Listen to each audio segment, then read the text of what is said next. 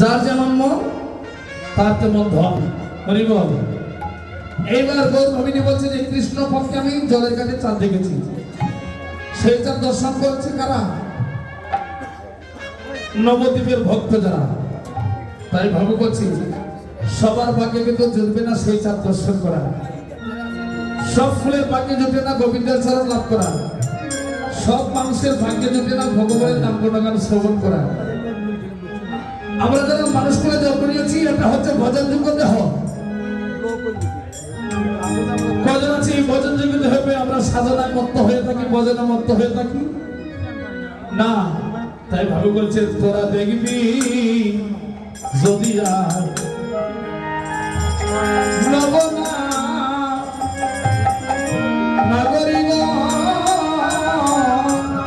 হরিব সুন্দর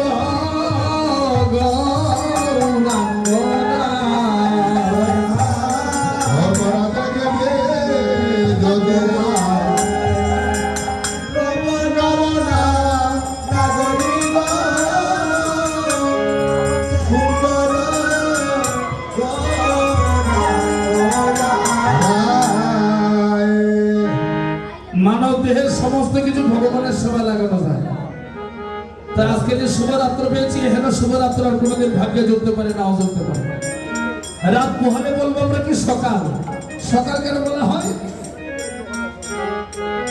ঘুম ভাঙলে হয় সকাল আর ঘুম না ভাঙলে হয় পরকাল। তাই সবাই হাত তালি দিয়ে কীর্তন করবো, এতে আমাকে সন্তুষ্ট করার জন্য মানে একমাত্র ভগবান সন্তুষ্ট হবে। তাই বলছে দেখবি যদি নবনাগরিক সুন্দর